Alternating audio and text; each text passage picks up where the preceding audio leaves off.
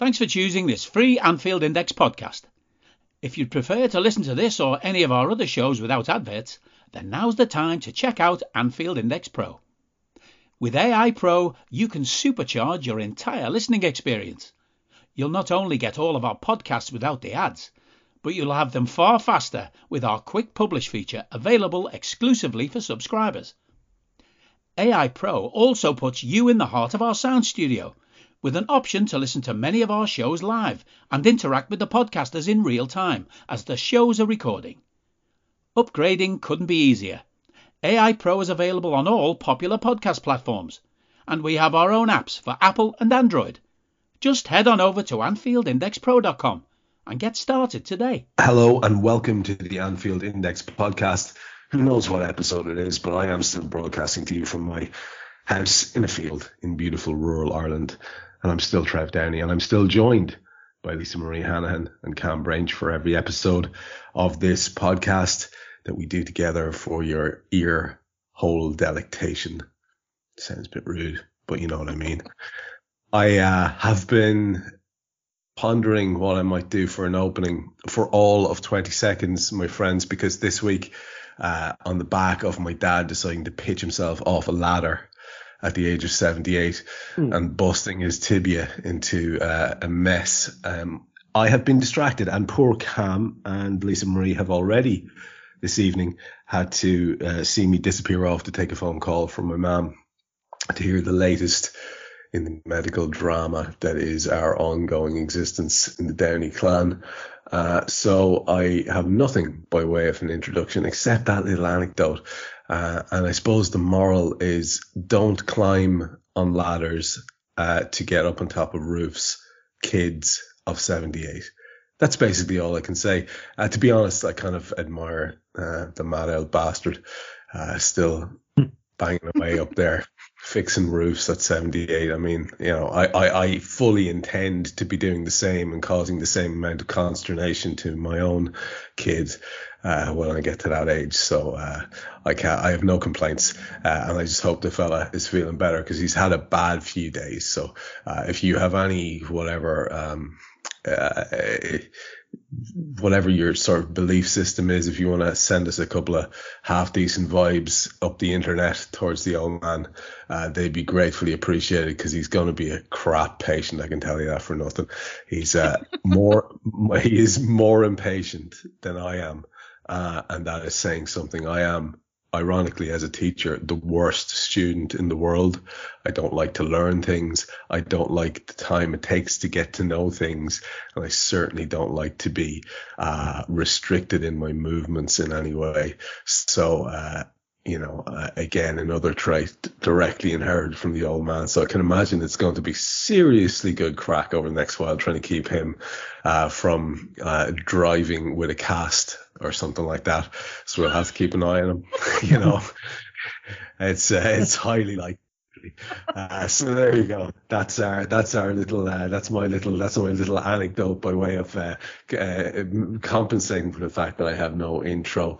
But I do have two colleagues, which my friend Chris here would describe as having lethal cunning, and they are Cam Branch and they are Lisa Marie Hanahan. And Lisa Marie, you've already been out celebrating this afternoon, morning, whatever the hell it is over there. So that's it's afternoon now. So this is what I was confused about earlier on when you were texting. You were talking about the fact that there may have been a margarita or two, and I was thinking, hang on, what is it, about 11 o'clock? What's happening here? So you can... Well, there was a farewell lunch for a colleague who today was her last day, and we went to a local Mexican restaurant, and there may or may not have been a couple pitchers of margaritas consumed. Nice. But our boss was there also, so I mean, it was, legit, so to speak. Anyway. And I got the time messed up because right now, America, we did daylight savings time, well, almost 2 weeks ago.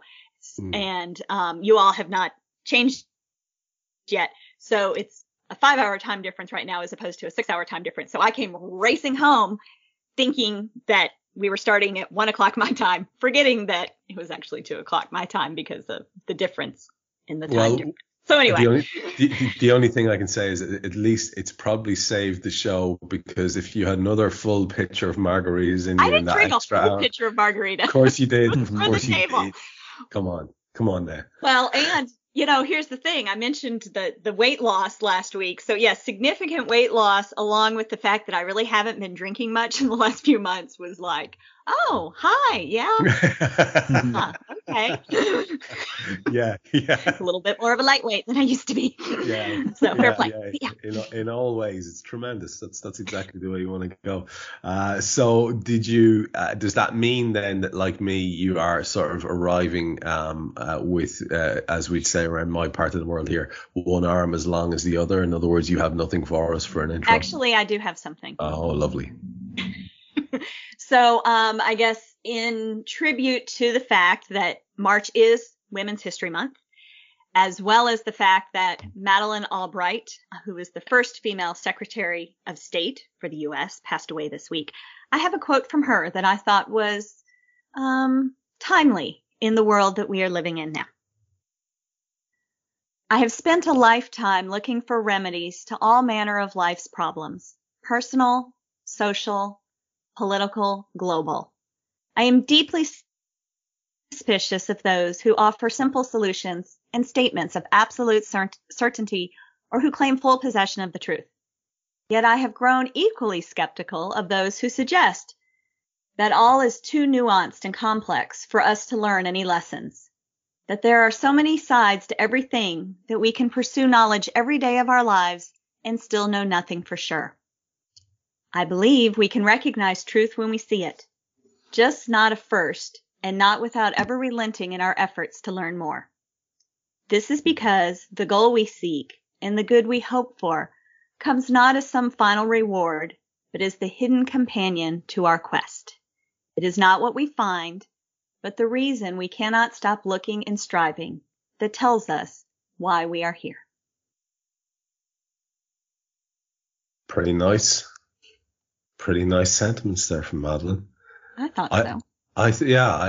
It's almost inarguable to listen to that, and yeah, I think you'd have to be struggling to come up with any objections to that. I thought over the years I'd heard one or two slightly worrisome quotes from that lady, but to be honest, let's take those words in a vacuum, and they are good, and they will start us off nicely. And it's all about the journey, Cam. So if you're going to bring us further along the road, do you have something to start us off with as well?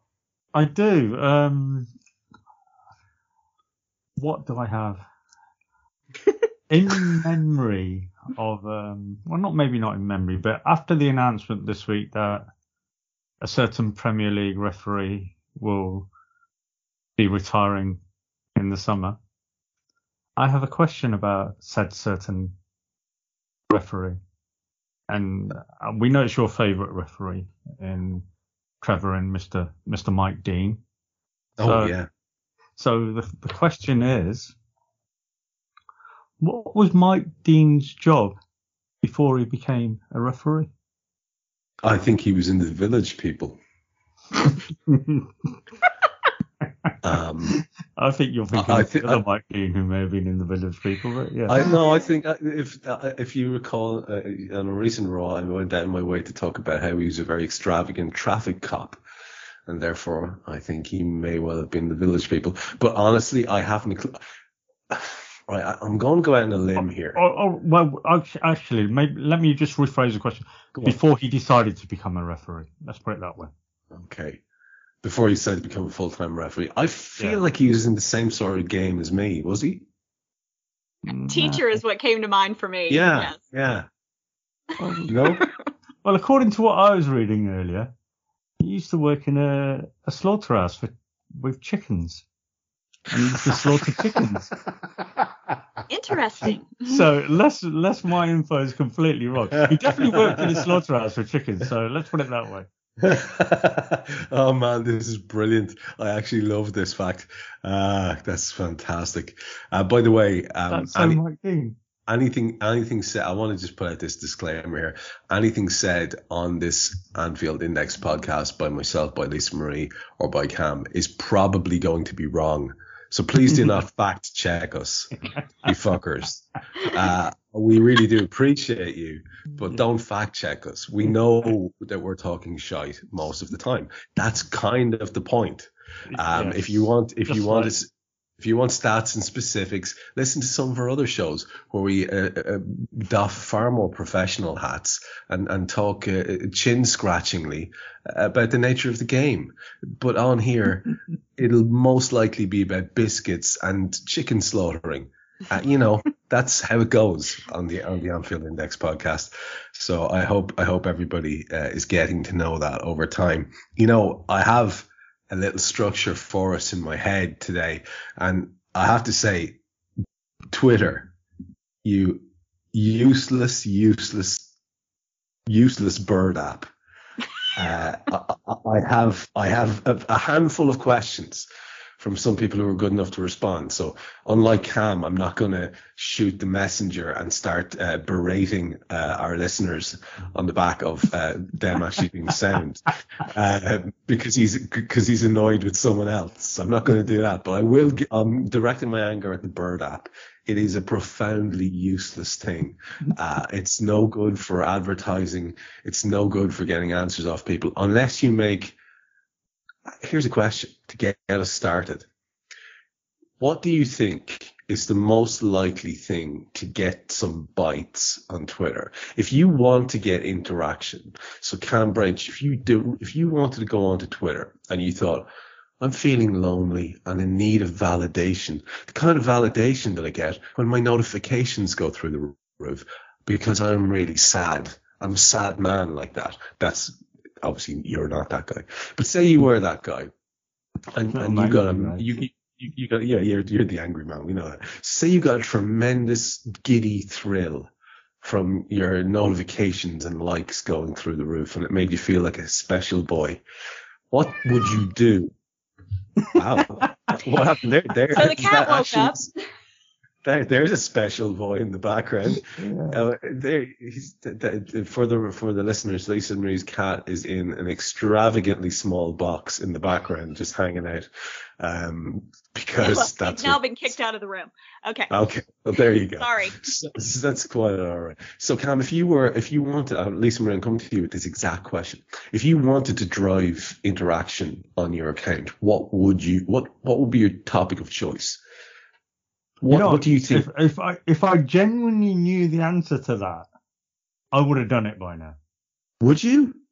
Well, man, I can tell you. I mean, all right, let me rephrase the answer. Sorry. If I genuinely wanted to do that and I knew the answer, I would have done that by now. Let me throw this at you. If I, just off the top of my head, if I wanted to get like 100 responses and 11 retweets and several hundred likes and all the rest of it, I would say something absolutely asinine about I love Mo Salah's hair, and that would be enough. Or I would say something like Eden Hazard will never be as good as Mo Salah, and I'm off to the races. Know that this is the type of thing I'm talking about, right? So, but it pains me because if you ever say anything even vaguely meaningful, it's fucking tumbleweed on there. Yeah. Absolutely incredible. Yeah. So I hear you. I mean, I think, I mean, my Twitter is made up predominantly of football and politics, news, I guess. So if I really wanted to get something going, if I really wanted to do that, then it would be it would have to be something extremely ridiculous in the football sphere. Something that is so ridiculous that, people are going to jump all over it. And it is really what you just said, isn't it? You're going to say, Mo Salah is 10 times a player Kevin De Bruyne is.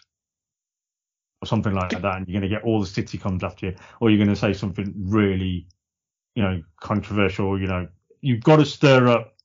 You've got to do the comparison, haven't you, between one fan base and another fan base, and that's what would get all the clicks and likes. Or you become an ITK and make up a load of random shit. Now you're talking. So that is the other one, right, Lisa Marie? If you really wanted, say we wanted Lisa Marie's account to go through the roof overnight, what you would have to do is just say, I'm hearing that Mbappe is speaking to Jurgen Klopp's uncle about a house in the Wirral, and that's it.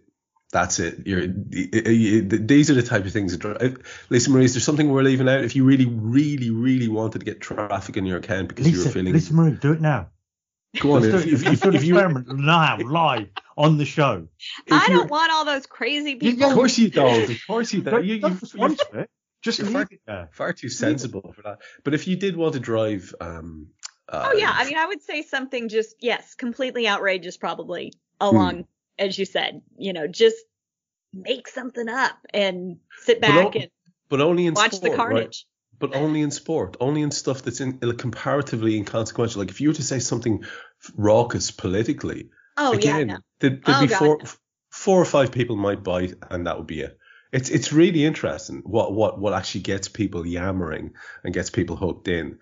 So yeah, like I said, that's my very long-winded way of saying that the Bird app is shite. But we're all prisoners of the Bird app until something better comes along. I have some questions for you later on. Is the upshot of this whole topic, which we'll get to, including some questions from a fella called Cami Lad, who's asking questions about polar bears. Very interesting fella. I hope he's all right. We'll get to those questions. Polar bears are on the right wing. I think he's a Tory. Tory polar bears. I knew it. I never warmed to them. It's all about the penguins. It's all about the penguins. Yeah. So I have a little surprise for you both. By the way, one of the topics we're going to talk about at length, that was quite visionary by you, Cam, is referees, because it was one of the questions we were asked. And I do want to talk about Premier League referees. I thought we might go through the list there. But the little surprise I have for you is that it is that time again. It is quiz time. Yay! Thank you, at least. Now, you just want to show my dumbness, don't you? That's all it is. You always say this, and you've won I think I actually got one question right last time, didn't I? You've won as many quizzes as you've lost. You have. One each, then. There you go. So it is a quiz. Look, people like quizzes. That's just how it is. So we're going to do a quiz, and it's a general knowledge quiz, which means that I don't think there's a single sporting question in this. I'm thinking we might do at least 5 each. I think we might do more because they're quite quick question answer things. So what we're going to do is go every second question, but the luck of the draw will be who gets to go first. And so, Lisa Marie, I'm going to ask you to pick a number between 1 and 3 inclusive. Go. 3. Cam. 2. Lisa Marie. What? I already said 3. There's only one number left. There's one number left, Lisa Marie. Come on now. Watch your way through those margaritas. We got to get there. Do I get a bonus point for giving her the answer? I don't know, man. But I can guarantee you're going to win this quiz if that's anything to go by. Perhaps I'm just trying to give him a false sense of security. Yeah, this is it. This is what we like. That's canny. So, Cam, you now have the choice of going first or second. Which would it be? Oh, sorry. No, you don't. Lisa Marie has the choice of going first or second. Which will it be? I'll go second.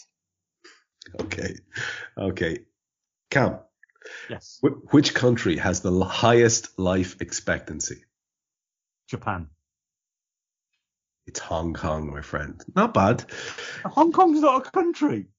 Yes, it is. It says here in this quiz there's a country. It's not a country. It's part of China. It's a country. Of course Hong Kong's a country. Fucking hell, man. Do you? All right, Hong Kong's a country. Oh, my God. Where, Lisa Marie, where would you be if you were standing on the Spanish steps? Oh, I know this one. Rome. What would you say, Cam?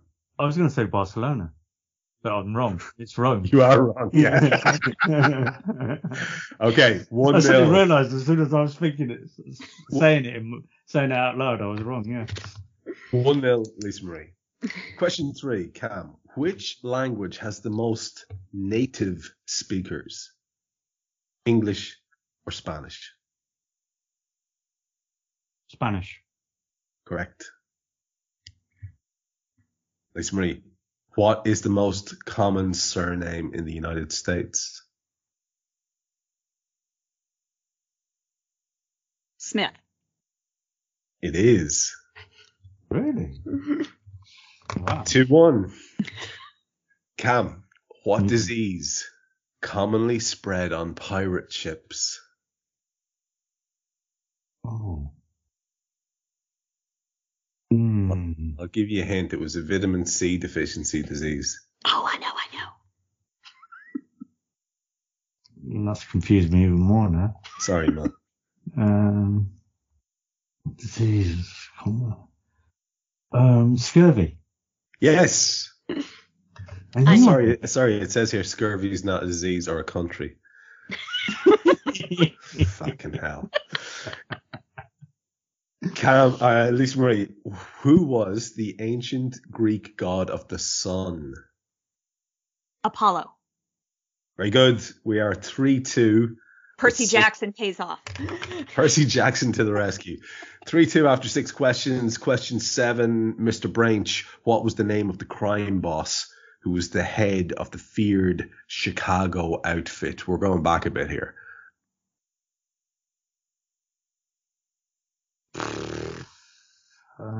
Like we're going back many years. Yeah. And the very thing famous, is, very famous mobster who was the head of the Chicago outfit. yes, and it's in the back of the mind, and it's crap. I was going to swear then. Famously played by Robert De Niro. Oh, come on. That's not fair. I'm just helping. Still doesn't help me. I'm helping my buddy out here, Lisa Marie. Come on. Yeah, I can't remember who it is. I know who it is, but I just can't remember the name. No bonus points, Lisa Marie. But do you want to tell him? Al Capone. It is Al Capone. Oh God. It is Al Capone shoot me. Still 3-2. No, actually, he never killed anyone, did he? I don't know. Got other people to do it for him. I don't know. Al Capone's not a country. What year was the United Nations established, Lisa Marie?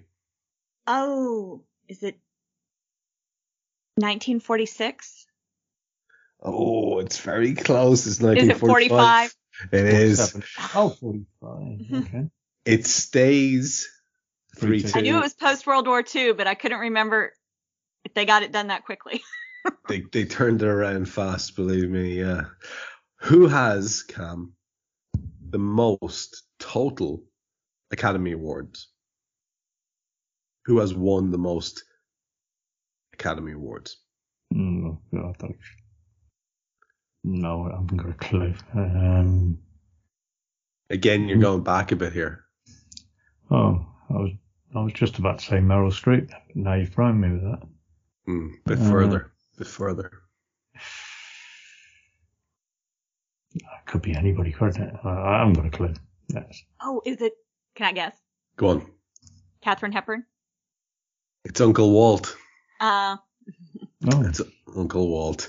Still 3-2. Lisa Marie, your question to make it 10 questions asked. Which artist or what artist, whichever you like, has the most streams on Spotify? Oh, jeez. You're down with the kids. Come on. Not that down with the kids. You have actual kids, though, in your house. I do have kids, yes. And they You're- do make me listen to contemporary music, if you will. So it's not someone... Did somebody just decide to emerge from a bucket there? There's terrible noise going on in the background, or what? No, I just moved the laptop. Sorry. Okay. I was really uncomfortable. Mute, damn it. Your question then, Lisa Marie, the most streams on Spotify is? I'm just gonna, this is a complete guess, and say Adele. I'd say that's a really good guess. I don't know the numbers, but it's Drake. Now, after 10 questions, it's 3-2 to Lisa Marie. Do you want to continue? I think we should. But it's completely up to you guys. If you want to accept the L, Cam, you can accept the L. I'm happy with the L. I got 2 right. Hang on. So, Cam, your attitude to this is, I don't want this to get any worse. Is that what you're saying? If that's one way of putting it. All right. Okay. Solid then. So this week's quiz champion is Lisa Marie yet again. I'm going to ask you guys 5 questions each, just because I'm in a quiz mood. These are just for the crack. How many minutes are in a full week? Now get your calculators out. Oh, Jesus, Mary and Joseph. You're having a bubble, aren't you? What? Oh, she's actually using a calculator. I don't believe it. Yeah, come on, carry the forward. No, I'm going to do it in my head. Yeah, he's going to do it in his head. Oh my God. 600, 1200. Add another 120, 1320. 1320, 2640, 3790. Oh, I can't do it in my head. I'm getting stuck now. This is where I do my David Attenborough impression. Here we see seven, a man doing a mental arithmetic in his head. 74. Listen 75, as he struggles with the numbers. 7580, 7580, 8580, 8580. Generations of his family have done mental arithmetic. 8880. And it doesn't matter a damn, because they can't fucking work it out. 8880. He's still carrying the 4. Is it 8,890 minutes? You know what, man? Your ballpark. What would you say, Lisa Marie? You've had the calculator out. I did. And I'm assuming I calculated it right, so that's also a problem. I was never good with word problems. I'm just going to tell you, back in the day, I have a liberal arts degree. 2 of them. Like 10,080, right? 10,080. I threw you, Cam, with the voiceover. That's all. I'm sure you did. Which might have car helped, actually. Hang on, I've got another one for you. This is again like general knowledge. This is science. How many elements in the periodic table? 52. I love this because there's loads of people listening to this going, fucking easy question. 84. I know this. Is it like 108? 76. You're just going to keep saying things, Cam. Is that your tactic now? This is it. Yeah, one of them might hit. Keep saying shit until it sticks to the wall. Yeah, 128. 108 is what popped into my head, but they've probably discovered a couple since I last studied chemistry. So apparently 10, Lisa Marie, because it's 118. Okay. Sticking with science, Queen guitarist Brian May, you know him with the big poodle haircut, is an expert in what scientific field? Isn't it physics? It is a type of physics, but I'm going to have to get... Astrophysics. Oh, Bridgie for the win. Yeah, I gave him a hint. Yeah, you set him up. He nuts him I down. set him up. I gave him the assist. And I want the assist credit. I'm going to finish with 2. One is a very specific term. What art form is described as decorative handwriting? Calligraphy? Oh. I was going to say calligraphy, but then, yeah. You're both right. And I'll finish with this one because it reminds me of my days studying Latin back in St. Pat's. Who famously crossed the Alps with elephants on the way? Alexander the Great. No, Hannibal. Yeah, it's Hannibal. Oh, it's Hannibal. It's Hannibal. Him and the A-team with elephants crossed the Alps and took on the Romans. I believe that's how it went. So that was a very successful quiz section. I'm very happy with that. It made me happy, so I don't really care about anybody else. We have to... And we're all here, Trev, to make you happy. You're all... Exactly. I'm glad. Oh, you needed to do that in a voice. I did, didn't I? Well, not quite. Okay. Really needed Wait a minute. to do more of the voice. We are all here, Trev, to make you happy. Oh, wow. Wow, nice intonation. Really sort of unnerving and AI-like intonation. And I don't mean the channel, I mean the artificial intelligence, right? That's tremendous. We have definitely got a winner here. So I have a couple of topics that were suggested by our listeners, and we should just start rolling into them. So if you bear with me, I'm just going to get up the initial tweet and see what questions came to that. So question one from Dahi says, now if I recall correctly, I think he may have typed this in a hurry. Can we talk in general of how wild it is that we need sports people to stand up now with the abundance of sports washing that's happening? The questions need to be asked, but it's mad that we've arrived here really because those in charge have just taken the money. Dahi, I'm not sure if there's a question in there, man. But it's a topic for sure about sports washing and all the rest of it. I do actually commit to you that we will do a show on that. What I'd like to do, man, because I think it's an important topic, is, contrary to what we said earlier on, not be totally talking out of our hats on it. I'd like to have a little bit more information. It's not something I'm comfortable chit-chatting about because it is a massively important topic. So I will actually make the pledge that we will return to that, myself and Cam and Lisa Marie, on a different date with a bit more info, because I think it's a topic that might keep us going in the next international break if we had a little bit of research done. The next one's from MT, and it is, if Mo was to leave, all making sad noises, what would be a going away gift that you would get him, Lisa Marie?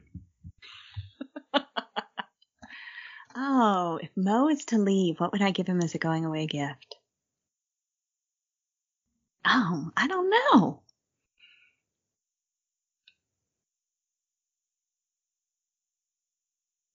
I mean, it's a sort of a loaded question, isn't it?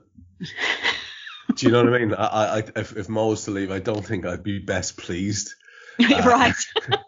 I don't know how generous I'm feeling. In inverted commas. Yeah, exactly. Will I arrange for a little trip for him to sleep with the fishes, for example? I understand. Cam, but let's take it on face value as a genuine question, a gift for tremendous services rendered to the club. Look. Nobody's saying it's inevitable, but it is a possibility that we all have to sort of get our heads around, because the longer it goes on without being solved, the less likely it is to get solved. So if you were to go, I mean, you would have to suck it up and say, what an incredible footballer he's been for the club. It's my firm opinion that if he was to stay for another couple of years and keep anything like his rate of productivity, he would easily be top 3. He might be top 2 of all time. I'd say he's top 3 now. For some people, sure, but I think he'd start to rival, in many people's minds, he'd start to rival their all-time favourites. Not just stats wise, but in terms of contribution. Another trophy or two, that guy's getting into the untouchable bracket. Sure. So with that in mind, you want to, like a little gesture. It's like Lisa Marie's pal heading away from work. What do? You give him a little token. What would it be? A DVD of all his goals with Peter Drury commentary. Oh, that's nice, actually. Nice. Yes, that is thoughtful. I like that a lot. That is good. Hopefully that's acceptable answer for you, MT. Dino, Lisa Marie, wants to know if you have a portrait in your attic. This is. I have no idea what this is about, but I find it hilarious. So I take full responsibility for this. I've had this book on my mind a lot, Dorian Gray and the whole sort of portrait in the attic, taking all the aging and the decrepitude and all the sins and all the rest of it, and he stays looking pristine. And it was just on the back of Lisa Marie's photo there recently, where she like I say looked roughly about 12 and a half, and that would put me at the same age as my daughter, but thank you. I thought it was a recent photo. It was a recent photo of me, but he's saying that I look the same age as my daughter, who she's not quite 13. Yeah. So to be fair, I think it's a tremendous compliment. I hope that's how you're taking it, my friend. Oh, I am, and I can just say that basically spending the last 2 decades avoiding the sun is probably helped, because and but I also, honestly, it's genetics too. Both of my parents do not look their age, and yeah, I've got some good genes on both sides of the family that I can be very thankful for. So, but no, there is not a portrait in my attic. You guys do that much better than we do. I suppose it's because you got no choice and you're sort of inured to it. When the sun comes out over here in Ireland, everybody basically gets naked as quickly as possible. It's unbelievable. You walk down any rural village or any sort of middle-sized town on the first hot day of the year. Like, we've had a tremendous week here. Yeah, y'all have had some lovely weather. Oh, like, just incredible, right? And I swear to God, you walk down through any rural town or middle-sized town in Ireland, and certainly if you go through the city, and there are lads walking around with their tops off, milk bottle torsos bared to the sun, and they will go home having sat by the canal or whatever all day drinking cans, and they will go home a lovely shade of puce. And blister and do it all again the next day. I honest to God, it's like a sort of lemming dash to skin cancer. I don't know what people are thinking, but that's how they go about it. I have one arm darker than the other. Oh, from driving? Yeah, do you put your arm in the windowsill when you drive? Well, it's the most comfortable place to put your arm. Yeah, oh yeah. And the armrest is just a touch too low, and the windowsill is just a touch too high. So you sort of like flicking between the two. Yeah. And, oh yeah. I've had that happen to me when I've been driving, like for an extended, like I think I drove down to Atlanta. I don't know. This was a couple of years ago, but it was on it was summer and the sun was just beaming down and going. I was driving down in the morning, so the sun was on that side, and I happened to be driving back in the afternoon, so the sun was on the same side. And the next day I looked, and yes, one of my arms was darker than the other. So I get you, Cam. Yeah. So Cam, you drive with the window open, right? Yeah. Yes, I have no air conditioning.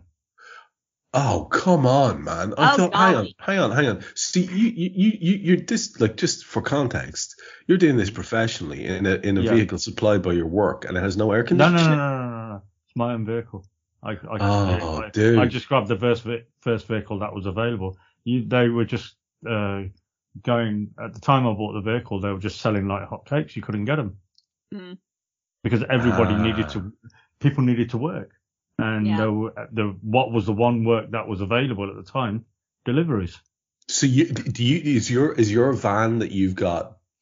There's a category of lad, and it is mostly lads, if not entirely lads, over here, and they're called white van man. Yeah. It's that small sized van with just the cab, 2 windows, and the little bubbly back on it. But they're smallish. They're kind of vans that you see, maybe not even even plumbers tend to have bigger vans. They're just like, the very I know what you small mean, type yeah. van. Is yours that, or do you have to have a mine's far bigger? Mine's an extra long wheelbase van. Whoa, okay. So I can get 4 pallets in the back of my van. So you were very restricted then, in other words, of what was for sale, I guess. Yeah, I mean, there was a lot of choice, but I was only looking at Mercedes at the time, and because they're commonly meant to be the most reliable vehicle on the road, and it was just the one that was available. You either paid extortionate or you just grabbed what you could, and I just grabbed what I could. So yeah, it is what it is. So yeah, window open, a little fan in there that just blows hot air onto you. So there's I'm contemplating putting tints on the window but it won't really make any difference. I mean, one of the other drivers actually said, "Can we retrofit aircon?" I said, "With your van, it will cost more than what the van is worth." Yeah, I know. Yeah. I know. I have to say, obviously, I drove a range of vehicles. Most of them, all of them, until very recently, were secondhand. And yeah, when I got air conditioning, the first new car that I got, it was like fucking revelation.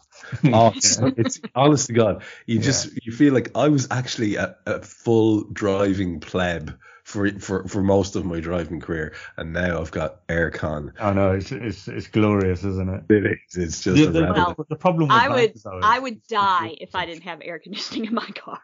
Well, I would imagine. Yeah. You would have heat stroke. Yes. Ugh. I imagine it's pretty difficult to come across a car that doesn't have it in the States, though, because of, well, at least down here. Now when my husband, I know I've mentioned, he's from Connecticut originally, and when he first moved down here, and it was, to go to school in Memphis, the car that he was driving did not have air conditioning. And that didn't last very long. He very quickly traded it and got something that did, because he would have had heat stroke. It would kill you. Yeah. Yeah. I mean, it's hot down here in the summer. So yeah, it would be horrible. Whoa. I can't even imagine. I'd take no heat in my car before I'd take no air conditioning, I think. Only because, this is what I always tell people, I would rather be cold than hot, because you can always put more clothes on and there's a limit to what you can take off. So. Oh, I see where you're going. I see. Well, strictly speaking, there's a limit to, it's a matter of taste and legality, I suppose. It's a combination. Yes, under legal limits, yes. There's only there's a limit of what I can take off, and still But whereas you can put on a couple more sweaters and a heavier coat and and some gloves and probably be fine. So yeah. There's parts of Siberia. Yeah. Going the complete opposite way now.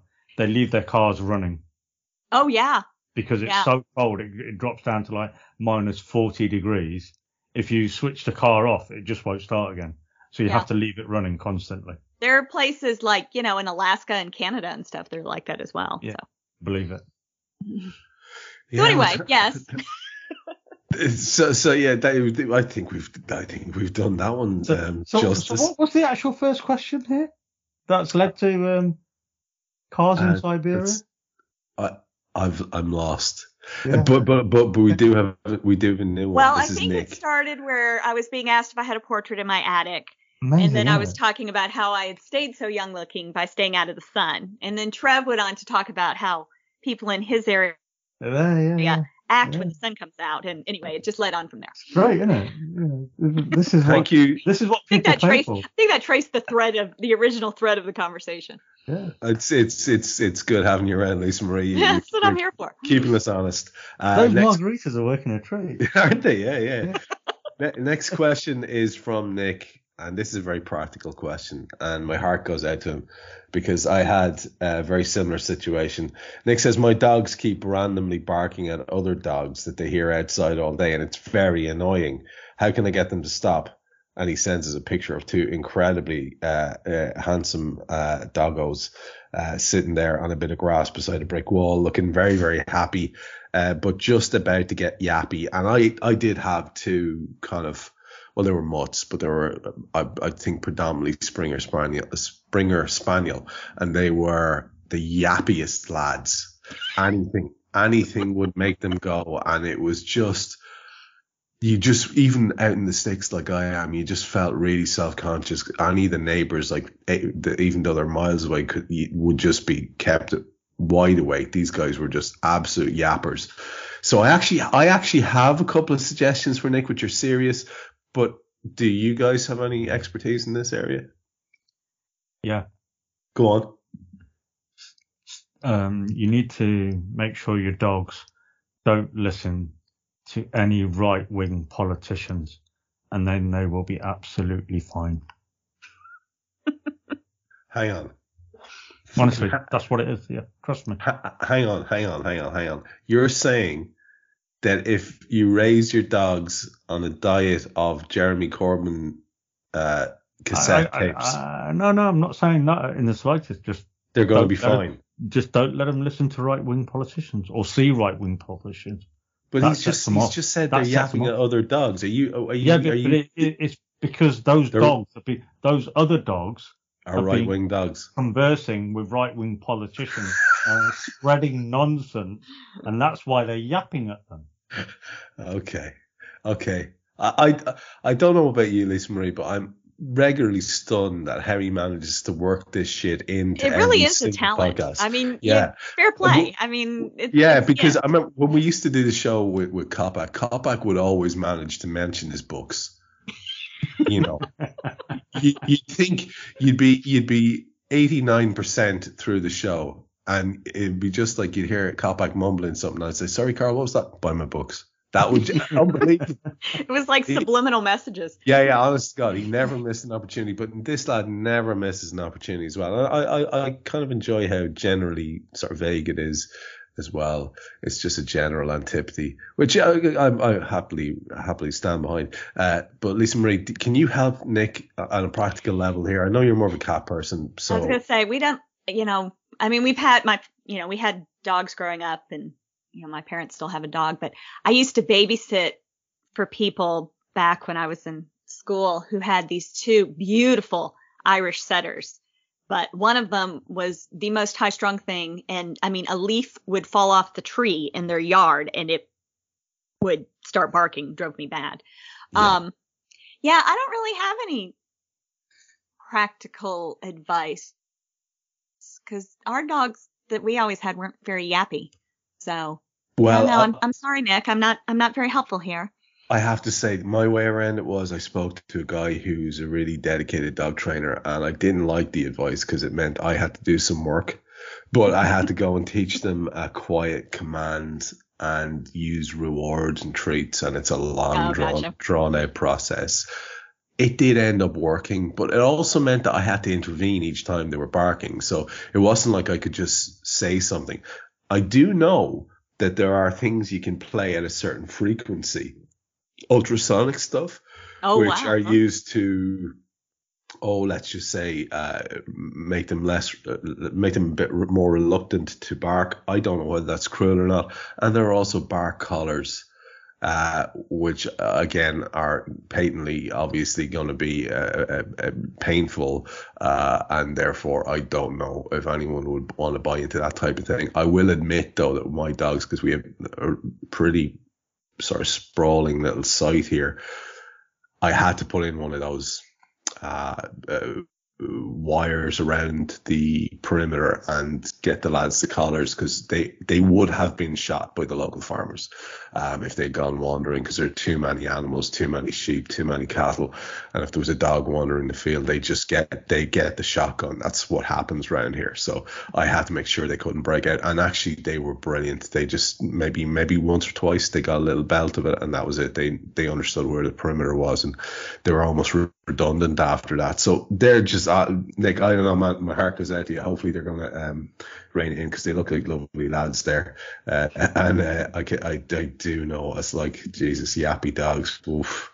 We have one question left, and then we have the referee topic, and after that it's all gravy. And the last question is from Zara, and she says, can you envisage a time when an African team or a North American team could get to the later stages and even win the World Cup? she says Senegal's golden generation is starting to age, but Canada is emerging, and she says she's like some of the young Canadian players. Basically, I'm going to expand on that a little bit and just say, can you see a time when the kind of stranglehold on what Sarah calls the usual suspects is broken? Have you ever thought about this, Cam? Do you ever see a time when, we could possibly see an African nation winning the World Cup? I'd like to think so. I think back to, was it the 1974 World Cup, and Brazil were playing Zaire, and Brazil had a free kick, and the Zaire player ran out from the wall and just booted the ball away, and how disrespectful the Brazilian players were to the Zaire player for kicking the ball. They were laughing in his face, and you think of how far they've come on from where they were then. Yeah. Granted, it was 40 years ago. Yeah. 40 odd years ago to where they are today. And if you look at some of the best football players in the world individually now, you'd say that, some of those players are from Africa. Possibly the best player in the world right now is African in Mo Salah. Granted, the rest of the team around him personally are nowhere near good enough. But then I think, well, it's been 56 years since England won the World Cup.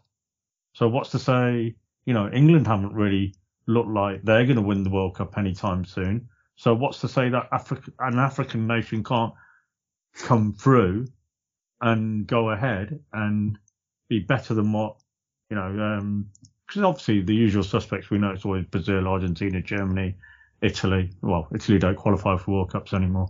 I do like Italy, by the way. Spain obviously won a couple, but France won a couple as well. But it just has to happen. They will just keep getting better and better and better. And the more youngsters that begin to play, the more talent that will come through.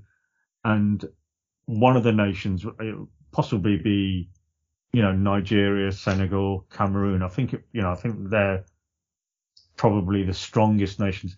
What to say South Africa won't do it?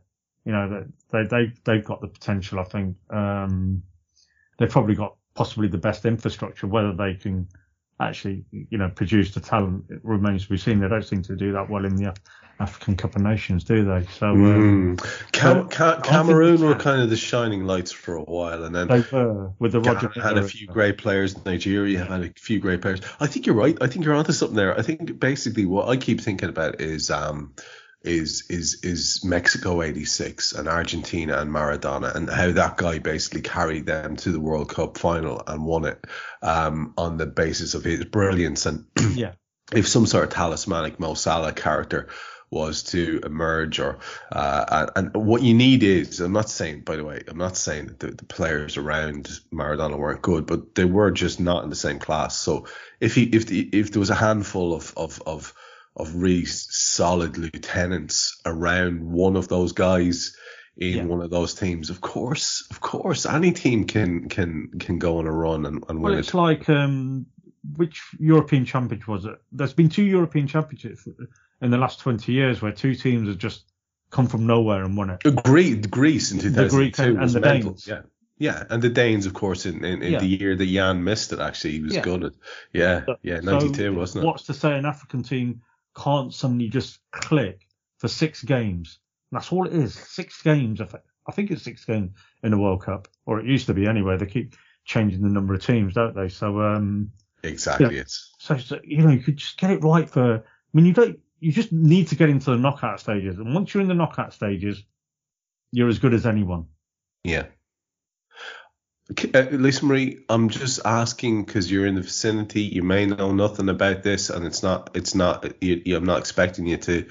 But Sarah mentioned Canada, and I have to say, I'm friendly with quite a lot of Canadians, but I didn't know that Canada had a lot of up and comers. I know of one kid, but I didn't know that they were looking likely. And the men's team in the States again quite often have 1, 2, maybe 3 at one time players who are really operating at a high level in Europe or wherever, but they don't tend to get that collection that'll force them through into late stages of any tournament. Would you be hopeful that maybe America, or the US team or the Canadian team might go deep in some tournament? Yeah, I mean, I think, we're in the US, there's much more of a grassroots, movement, if you will, or whatever for, football, soccer over here. MLS is up to 32 teams, I think, this season.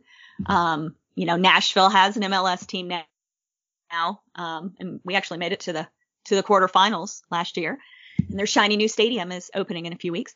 So I think you are seeing, and while there are players playing in MLS from, all over the world, there are more and more of American players. So I think that's part of what has had to be put in place for the US and likely Canada as well, is just to have that, grassroots kids raised playing the sport. The girls team, of course, or women's team has taken off so much more just because there wasn't as much, competition, from a sports standpoint as there was, for male sports. Soccer is competing with, baseball and basketball and American football and, and all these other things. Whereas, the women's, sports, there just wasn't as much. You kind of either played soccer, or you played softball, or maybe basketball. So I think it just that's kind of what has allowed the women's game to grow at a much greater pace. And, but yeah, I think we're seeing, more of grassroots, and I think that's just going to, lay that groundwork. So I think the U.S. team has a chance to, not possibly this World Cup, because I'm not sure that we're even going to qualify, but yeah, I think within the next, say, 20 years, I think we've got a shot. We shall watch with very interested eyes for sure. I think that's us getting around all the questions Phil had asked when the next quiz was. Well, we've just had it, Phil. And also there was one more that I want to mention. Yeah, Anthony Keogh is asking the question that I've been asked since I started podcasting. Fair play, Anthony. He just won't let this one go. I'm not saying it was Anthony at the start, by the way, but this question never goes away, which is, will there ever be a boy born who can swim faster than a shark, which I believe is a Father Ted one. And I obviously love that. Cam, you are our genetics expert. Do you feel that there will ever be a boy born who can swim faster than a shark? It's a very serious question. Demands your rigorous genetic background. What do you reckon? If it's on land, yes. Swimming on land. My God, well done. There were so many different answers that could have been given there, but I never have predicted that one. Yet again, Brenchy to the rescue. And the last one's from Gautam LFC. I hope I've said that right, mate. I'm sorry if I haven't. Who was looking for a definitive ranking of the EPL referees, and it just so happens, Cam and Lisa Marie, that on 58 minutes and with a couple of minutes left to finish out the show, this is the topic I want to finish on, because I have now in front of me got the Premier League referee index open in front of me. Excellent. And I'd like to go down through the names and get your reactions to them and just see where that goes. So on the list, in no particular order, is Anthony Taylor. How do we feel about Anthony?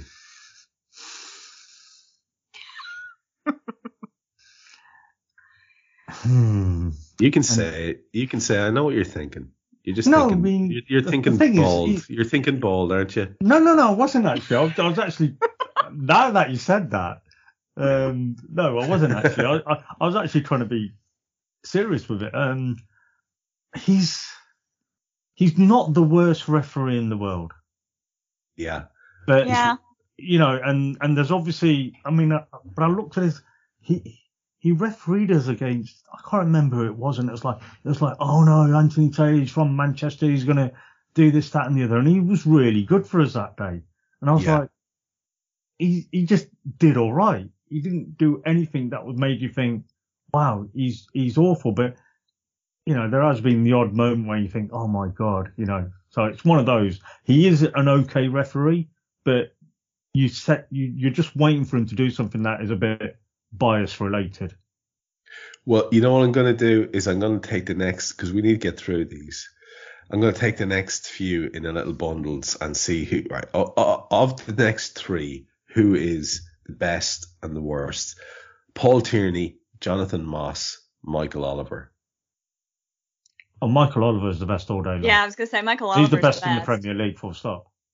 Yeah, I've heard that said, and then he had a couple of stinkers, just as he said. Yeah, he has been. But generally, overall, he's head and shoulders above everyone else. He's also about 10 years younger than most of them, to be fair, as well. Yeah, that doesn't mean anything. You look at David Coote, he's awful. Paul Tierney, abomination of a referee. Jonathan Moss, why he's still a referee? I don't Jonathan know. Moss is the one who should be announcing his retirement. Yeah, definitely. Poor Johnny Moss. He's just. He's got a bigger belly than me, and that's saying something. He's a roundy man, but that's not even the point. Like if he could hurtle his corpulent frame around the pitch, I'd have no issues with him. It's just the decision making. Yeah, Tierney, Moss, Oliver in that order from bottom to top. I think next three: Craig Pawson, Martin Atkinson, Mike Dean. What a fucking trio you've got there. Craig Pawson, Martin Atkinson, Mike Dean. My God, what? That's. Go on, Lisa Marie, you go with this one. If you had to pick one to referee the game at the weekend, then the Reds were playing, would you go with Pawson, Atkinson, or Dean? There's only one answer. Because obviously you can only have one referee. Probably. Yeah, I think maybe Mike Dean's the lesser of those three evils. Correct answer. So you both agreed on Dino. I don't know. Pawson's sort of okay. Actually, Pawson is probably the better of the three, but I'd go with Dean just for nostalgia. I love how nobody is considering Martin Atkinson for the job. That's very, very interesting. Oh wow. Here's a bundle for you. Of the following three, Cam, the Reds are playing at the weekend. It's a big game. I'm not telling you what game it is. We're in imaginary land here. You've got a choice between David Coote, Stuart Atwell, and Andre Mariner. Oh my God! Oh my the God. three horses of the apocalypse. I know somebody went to school with Andre Mariner as well. And he's a prick as well. So David Coote. Who's the other one? David Coote, Stuart Atwell, Andre Mariner. Oh, they're all as bad as each other. I'll take Stuart Atwell. No. He is just the worst. Actually, I'll take Dre.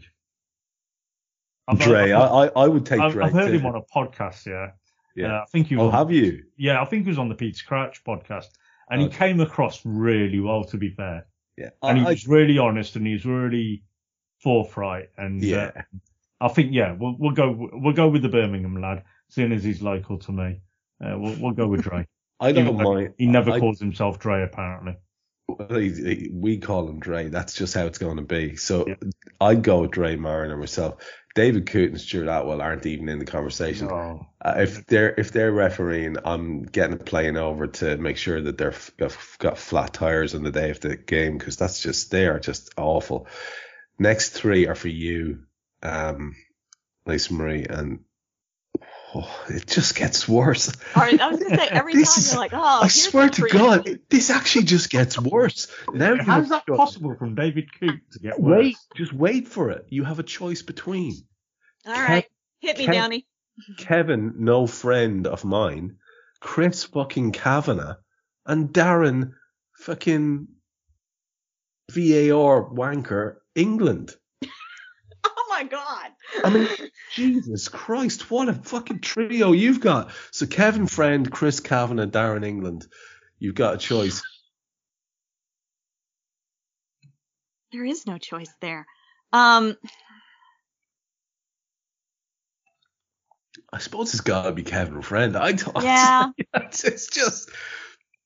What I like about this game is it really is exposing the low level that we've got in the game. You know, the next guy. It perfectly shows why. Was it the last World Cup when we had no representatives from the Premier League at the World Cup?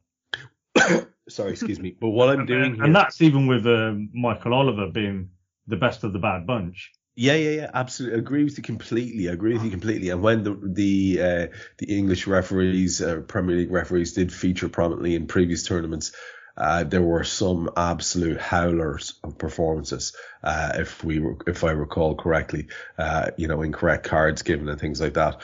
But what I'm doing here is as I'm going down through this list, we're getting into lower and lower appearances.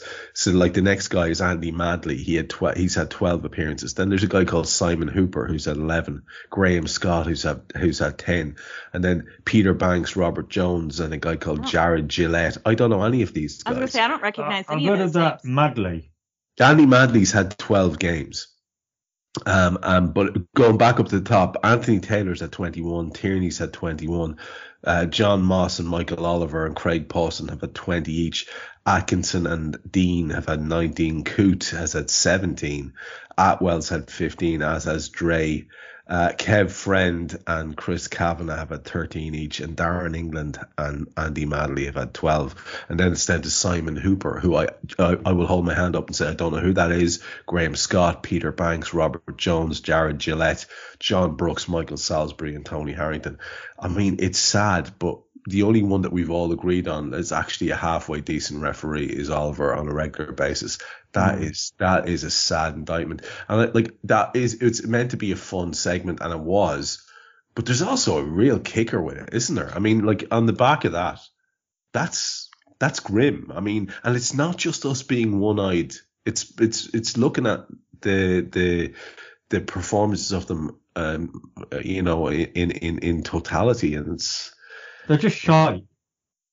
They're just shite is a fine way to summarize. Shite. Very succinct and very true.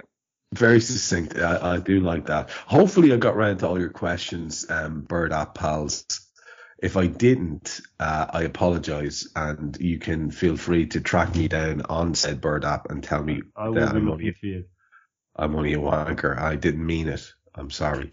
Can we then wrap up with the whatever sign off you guys have? If I didn't have an intro, I also don't have an outro. All I will say is that episode 40 of The Great Stories is coming up next week, and that is, just to repeat, 40 freaking episodes. Go and have a look at greatstoriespod.com. Listen to a few of them. I will guarantee you that you'll find a story that you like. And hopefully you might feel it in your heart then to become a producer or donate on a one-off basis or whatever it happens to be. But one or the other, maybe if you like it, do tell someone about it. And I would say the same about this show. If you've knocked a bit of crack out of our ramblings this evening and you do on a regular basis, please do let other people know about it. And that stands for all the shows on the channel. There's a change afoot at Anfield Index and Anfield Index Pro, and it's important for us that we get more ear holes on the pods, because that's how the structure is going now. And we would really, really like, for example, that myself and Jan would have more than the subscriber base only, which we only used to have, and all the other shows would obviously benefit as well if we had more people listening. And I think, without any question or doubt, and I'm not being biased, the content is worth it and worthy of your attention. So if you are only listening to us, do spread your wings a little and dip into the others and let people know what you think of the shows, having listened to them, probably via the Bird app. That's the best way to get people. Shit place to be. Fucking hell. Let's wrap it up then with your sign off, Lisa Marie. What have you got for us? I really don't have anything because, I was out drinking at lunchtime. Yeah. Apparently. But Well, there's an intervention next week, by the way, lads. You can all listen. You can all listen to it live. Sorry. I echo everything Trev just said. Great stories. Is amazing. You need to listen to it. It is absolutely fantastic. And yeah, so everyone, enjoy your weekend. Enjoy week 2 of the international break, and look forward to chatting at you again next week. Nice. Cam, last word. Sometimes, if you have to go the wrong way, it can be the right way. Courtesy of Cammy Lad on the Bird app. I saw this earlier on and I was going, oh my God, was this actually something profound? But no, it's just you withering away in the background about directions because you've left your sat nav on after a hard day's work. No, I trust me, in my line of work, you do actually have to go the wrong way to go the right way sometimes. You don't have a choice. It's like today I was coming out of Peterborough, and the main road coming out of Peterborough to go back up to the road I needed to get to was closed. So I literally had to go the wrong way to go the right way. Or when your daughter is reading the directions in Birmingham, Alabama off the Google Maps and sends you down a one-way street. Yeah. Luckily, it was like 9:30 at night, so there wasn't a lot of traffic, but yes. Whoa. Jesus. Anyway, yeah. Mm-hmm. Yeah. So Glorious. keep it here for more traffic chat, folks. We'll be back with you next week. Next Friday, we still won't have any games to talk about that have happened, but we will have a game to look forward to. A couple, in fact, that will have come up before the show after that again. So do stick with us. Look out for us. We'll be recording next Friday as usual. It'll be out to you late that night or early the next day as usual, from myself, from Cam, and from Lisa Marie. Thanks a million for listening, and we'll talk to you again soon. We hope you enjoyed listening to this Anfield Index show. Please be sure to subscribe to our channel so future podcasts find their way to your device automatically. There's nothing quite like fan engagement, and we'd love to know what you think of anything discussed on this show. The best way to get in touch is over on our free Discord community, where both podcasters and listeners debate the hottest LFC topics 24/7. Sign up free now at AnfieldIndex.com/Discord. You won't regret it. You can also follow us on Twitter at Anfield Index and find us on Facebook by searching for Anfield Index. Oh, and before you go, we'd love it if you could leave us a 5-star review on your favourite podcast app. It only takes a couple of seconds, and it means the world to the people who create these free shows.